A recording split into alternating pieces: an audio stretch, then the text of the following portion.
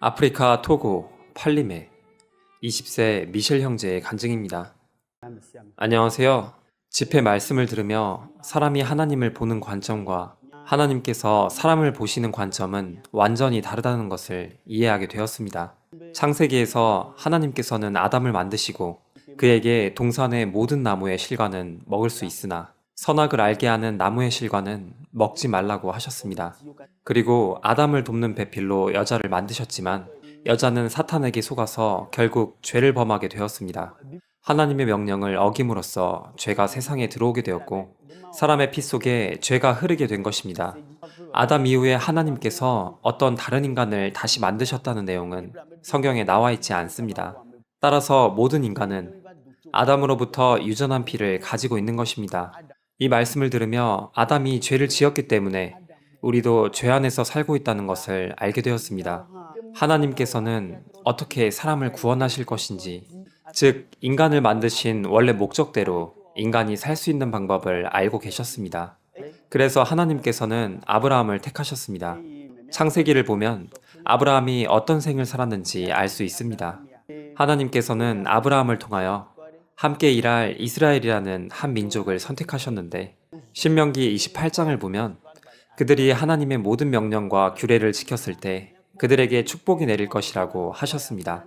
하지만 15절에서부터 끝까지의 내용에는 그들이 하나님의 명령과 규례를 순종하지 않을 경우에 어떤 재앙이 그들에게 닥칠지에 관한 내용이 기록되어 있습니다. 2차 세계대전 당시 이스라엘 민족들이 당했던 일들을 보면 예언하신 말씀대로 그들에게 이루어졌다는 것을 알 수 있습니다. 집회 기간 동안 이러한 역사적인 사실들에 대해서도 배웠습니다. 말씀을 들으며 제가 죄인이라는 것을 알게 되었습니다. 아담의 후손인 이상 나는 죄인일 수밖에 없는 것이었습니다. 저 스스로는 저를 구원할 수 없으며 반드시 피 흘림이 있어야 죄사함이 있다고 말씀하셨습니다. 그렇다면 이 피는 어디서 구할 수 있는 것일까요? 이스라엘 민족의 역사를 보면 그들은 해마다 제사를 드렸습니다. 레위기 16장에 보면 이스라엘 민족이 어떻게 제사를 드렸는지에 관한 내용이 기록되어 있습니다. 구약 성경에서 아론은 먼저 자기와 권속을 위한 희생제물을 가지고 지성소에 들어가 제사를 드렸고 그 후에 이스라엘 민족을 위한 제사를 드렸다는 내용이 기록되어 있습니다. 이를 위해 짐승 2마리, 곧 염소 2마리를 취했습니다. 한 마리는 여호와를 위한 것이고 다른 한 마리는 아사셀을 위한 것이었는데 이스라엘 민족의 죄를 염소에게 전가시킨 후 광야로 보냈습니다. 광야로 보내진 염소는 곧 죽게 되는 것입니다. 이것은 그리스도께서 우리를 위해 대속제물이 되실 것의 그림자였습니다. 집회 기간 도중에 저는 정말로 제가 죄인이라는 사실을 깨닫게 되었습니다. 마태복음 7장 21절에 나더러 주여 주여 하는 자마다 천국에 다 들어갈 것이 아니요 다만 하늘에 계신 내 아버지의 뜻대로 행하는 자라야 들어가리라 는 말씀이 있습니다. 저는 지금까지 하나님의 뜻이 무엇인지 몰랐었습니다. 이사야 59장 1절에서 2절에는 여호와의 손이 짧아 구원치 못하심도 아니요 귀가 둔하여 듣지 못하심도 아니라 오직 너희 죄악이 너희와 하나님 사이를 내었고 너희 죄가 그 얼굴을 가리워서 너희를 듣지 않으시게 함이니라는 말씀을 내가 죄인임을 깨닫고 들으니 마음속에 더 큰 근심이 닥쳐왔습니다. 그리고 갈라디아서 5장 19절 육체의 일은 현저하니 곧 음행과 더러운 것과 호색과 우상숭배와 술수와 원수를 맺는 것과 분쟁과 시기와 분냄과 당짓는 것과 갈라디아 5장에서 말씀하는 모든 죄가 저에게 해당된다는 것을 알았습니다. 어떻게 표현해야 할지 모르겠지만 마치 제가 죄 위에 누워있는 느낌이었습니다. 만약 예수님께서 오늘 갑자기 재림하신다면 이렇게 많은 죄를 가진 저는 예수님을 맞이할 수 없는 처지였습니다. 그리고 예수님 재림 이후에 요한계시록 16장에 나와 있는 전쟁이 일어나고 이 땅이 심판을 당한다는 걸 상상하니 너무 두려웠습니다. 그렇다면 어떻게 이 죄에서 구원을 받을 수 있을까? 히브리서 9장에는 피 흘림이 없은즉 사함이 없느니라 고 기록하고 있는데 제 피는 죄가 가득한 피였습니다. 죄에서 자유로워지기 위해선 반드시 피 흘림이 있어야 합니다.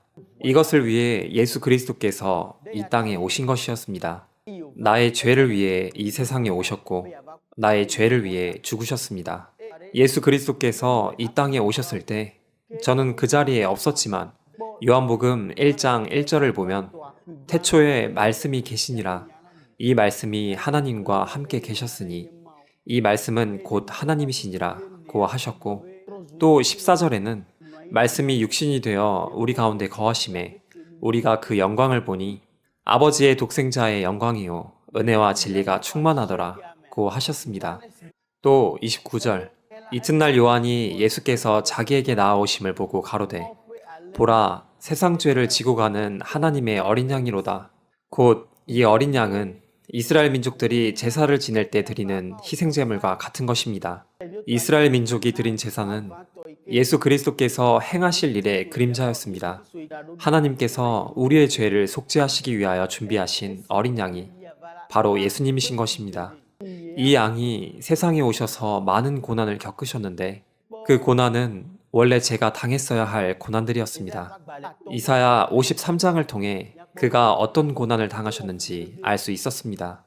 내가 구원받기 위해서 당해야 할 고난들을 그리스도께서 나를 대신하여 당하셨습니다. 그리고 이 고난으로 인하여 저는 의롭게 되었습니다. 예수님이 당하신 고난은 내가 겪어야만 했던 고난들이었습니다. 그리스도께서 나의 죄 때문에 어떻게 고난을 당하시고 어떻게 상처를 입으셨는지 내가 받았어야 할 일들을 생각해보면 하나님께서 엄청난 은혜를 저에게 베풀어 주신 것이라는 걸 알게 되었습니다. 저로서는 너무나 큰 기쁨이었고 어떻게 감사를 드려야 할지 몰랐습니다. 성경에는 사람이 친구를 위하여 자기 목숨을 버리면 이에서 더 큰 사랑이 없나니 라고 했는데 예수님께서 보여주신 이 사랑이 가장 큰 사랑이었습니다. 아무것도 아닌 죄인인 나의 죄를 위해 그리스도께서 돌아가셨다는 것은 나에게 정말 큰 기쁨이었습니다. 이사야 44장 22절에 내가 내 허물을 빽빽한 구름에 사라짐같이 내 죄를 안개에 사라짐같이 도말하였으니 너는 내게로 돌아오라 내가 너를 구속하였음이니라 고 하셨는데 이 구절이 저를 구원하셨다는 사실을 확신시켜 주었습니다. 구원은 믿음으로써 받는 것이지만 단순히 믿는다는 말 그 자체로 구원을 받는 게 아니었습니다. 그리스도께서 나를 위해 해주신 일, 그것을 믿음으로써 구원을 얻는 것이었습니다. 성경은 지금은 구원의 날이로다 라고 하셨습니다. 그리스도께서 나를 위해 어떤 일을 해주셨는지 정확히 알지 못한다면 진정으로 구원을 받을 수 없습니다. 히브리서 10장 17절에서 저희 죄와 저희 불법을 다시 기억지 않으신다 라고 하셨는데 이 말씀이 곧 내가 과거에 지었던 죄, 현재 짓고 있는 죄, 그리고 앞으로 지을 죄까지 모두 그리스도께서 용서해 주셨음을 증거하고 있습니다. 성경 말씀대로 다 용서받았으니 이제는 함부로 죄를 지어도 될까요? 그렇지 않습니다. 만약 앞으로도 죄를 짓는다면 징계가 따를 것입니다. 고린도전서 5장을 보면 이미 구원의 말씀을 듣고 거듭난 사람이 그 아비의 아내를 취하였다는 이야기가 있습니다. 이 일에 대하여 성경에서는 바울 사도가 고린도 교회에 말하기를 너희가 내 영과 함께 모여서 우리 주 예수의 능력으로 이런 자를 사단에게 내어주었으니 라고 하였습니다. 어떤 사람이 사단에게 내어줌을 당하면 육신은 멸하고 영은 주 예수의 날에 구원 얻게 된다고 하였습니다. 그리고 고린도전서 11장 30절에는 구원받고 나서도 죄를 짓는 사람들에 대한 징계에 대하여 기록되어 있는데 곧 약한 자와 병든 자라고 표현하였습니다. 모든 말씀 후에는 침례에 대한 말씀을 들었습니다. 이전에 다니던 예배당에서는 침례란 물에 잠겼다가 나오는 것인데 그렇게 하면 그리스도와 함께 죽었다가 살아나는 것이고 곧 죄가 없어지는 것이라고 하였습니다. 하지만 이번 집회에서 침례에 관한 말씀을 들으며 이러한 주장이 틀렸다는 것을 알게 되었습니다. 베드로전서 3장에는 침례가 선한 양심이 하나님을 향하여 찾아가는 것이라고 말씀하고 있습니다. 그리고 고린도전서 10장에는 이런 말씀이 있습니다. 이스라엘 민족이 애굽에서 빠져나왔을 때 홍해가 그들을 가로막고 있었고 그때 우리가 알듯이 하나님께서 모세를 통해 말씀하셔서 홍해를 갈라지게 하셨습니다. 이스라엘 민족들은 바다에서 빠져나왔고 애굽인들은 물에 잠겨 죽게 되었는데 이 이야기를 설명해 주시기를 물에서 나온 이스라엘 민족은 새 사람을 의미하며 물에서 죽은 애굽 사람은 우리의 옛사람이라고 하셨습니다. 곧 그리스도의 죽으심과 함께 장사되고 함께 부활함을 뜻한다고 하였습니다. 즉 그리스도와 함께 나의 죄는 십자가에 못 박혔고 예수님이 장사되셨을 때 나의 죄도 장사된 것이며 예수님은 영광의 몸으로 부활하신 것입니다. 누가복음 15장에 나온 탕자와 같이 아무것도 아닌 죄인에 불과한 저를 위해 해주신 이 일들에 대하여 한없는 감사를 드릴 뿐입니다. 탕자는 유산을 미리 다 물려받고 나서 모두 허비해버렸습니다. 하지만 아버지는 그 아들을 다시 받아들였습니다. 이것이 곧 제 이야기가 아니겠습니까? 아무것도 아닌 나를 위해 예수님은 자기 피로 나를 구원해 주셨습니다. 이 사실은 저에게 한없는 기쁨이며 또한 저에게 주어진 은혜였습니다. 감사합니다.